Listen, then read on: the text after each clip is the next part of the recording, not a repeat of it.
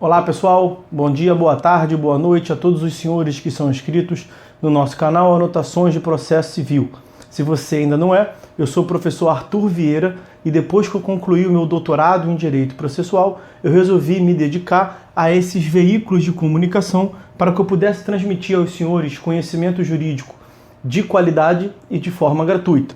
Aqui eu vou pontuar o meu e-mail de contato para que eventuais interessados possam estabelecer um contato mais direto. Inclusive, nós podemos eventualmente considerar a hipótese de publicar um artigo científico em conjunto, tá certo? Bom, gostaria de pontuar também com os senhores o nosso canal no YouTube.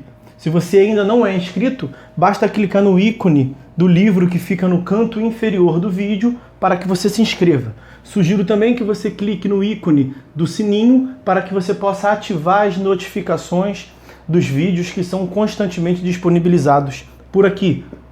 Gostaria de apresentar também aos senhores a nossa plataforma acadêmica, arturvieiracursos.com.br, arturvieiracursos.com.br, onde os senhores encontrarão cursos online de modo gratuito, inclusive com a emissão de certificado válido em todo o território nacional. Tá certo? Então, após a pausa, nós vamos tratar do vídeo de hoje. Então, meus amigos, vamos dar prosseguimento no vídeo de hoje à análise do nosso livro Anotações de Processo Civil. Nós estamos na quarta parte do livro que trata sobre a tutela jurisdicional executiva. Estamos nesse momento mais propriamente analisando o procedimento executivo do processo autônomo de execução para satisfação da obrigação de pagar quantia. Nós já finalizamos a análise das etapas, das fases desse procedimento, que é mais complexo que os anteriores.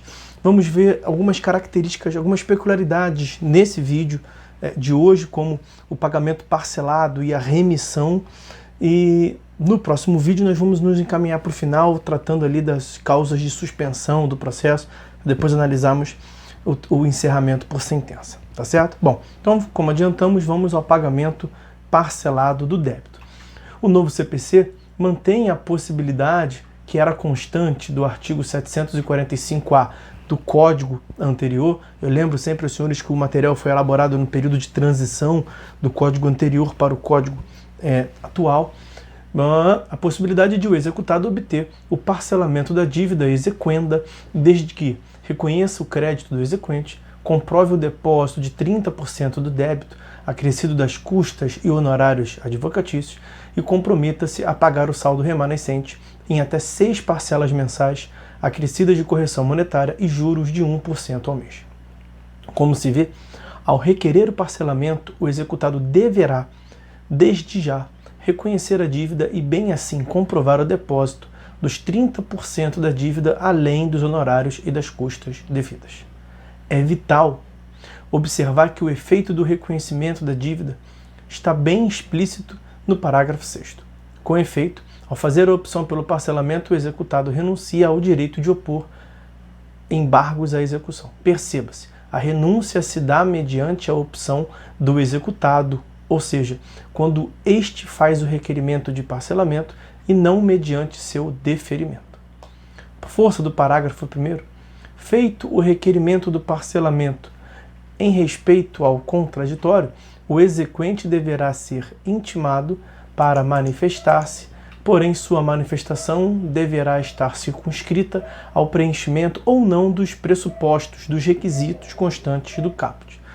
Dessa forma, o exequente somente poderá se opor ao parcelamento se o executado não tiver cumprido os requisitos exigidos pela lei, vale dizer, se não houver reconhecido a dívida, se não tiver depositado ao menos 30% da dívida acrescido de honorários e custas, ou ainda se pretender um parcelamento do saldo além das 6 parcelas permitidas em lei. Tal limitação, é bom que se diga, faz sentido diante da necessidade do executado reconhecer o crédito, renunciando ao direito de opor embargos. O parcelamento é uma faculdade ao executado previsto na lei. Desde que preenchidos os requisitos, não é dado ao exequente evitá-lo, nem ao juiz indeferi-lo. Segundo o parágrafo 1º, parte final, após ouvido o exequente, caberá ao juiz decidir o requerimento de parcelamento formulado pelo executado em 5 dias.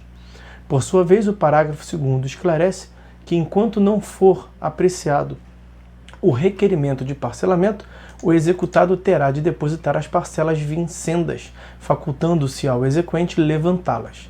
Se o fizer, os valores levantados, obviamente, serão abatidos da dívida constante da execução. Somente se cogita a suspensão dos atos executivos após o deferimento do pedido de parcelamento. Caso seja indeferido, os depósitos eventualmente realizados pelo executado e não levantados pelo exequente serão convertidos em penhora. O parágrafo 5º cuida do inadimplemento do executado durante o parcelamento. Assim, o não pagamento de qualquer das prestações acarretará cumulativamente as seguintes consequências. Primeira delas, o vencimento das prestações subsequentes, com o prosseguimento do processo e o imediato início dos atos executivos. E a segunda das consequências, a imposição ao executado da multa de 10% sobre o valor das prestações não pagas. Diante do silêncio do Código de 73, a doutrina e a jurisprudência controvertiam bastante a respeito da possibilidade ou não de aplicação desse parcelamento em até 6 vezes, antecipando os 30%, reconhecendo a existência da dívida, de aplicação desse parcelamento, portanto, às execuções por título judicial, no cumprimento de sentença. O novo CPC supera essa divergência, dispondo expressamente no parágrafo 7º que o parcelamento instituído dentro do regime processual da execução dos títulos extrajudiciais não se aplica ao cumprimento de sentença. E aí, como adiantamos, vamos tratar logo da remissão para encerrarmos essas características especiais do procedimento executivo das obrigações de pagar quantia. O CPC de 2015 resgatou o Instituto da Remissão de Bens. Já mencionamos isso nos vídeos anteriores. A fim de evitar a adjudicação ou a alienação de seu patrimônio, o executado pode remir a execução por meio do pagamento da totalidade do débito executado. Remissão da execução consiste, pois, no ato voluntário do devedor em dar cumprimento integral à obrigação estampada no título executivo antes da execução forçada. É, portanto, adimplemento tardio da obrigação que a extingue.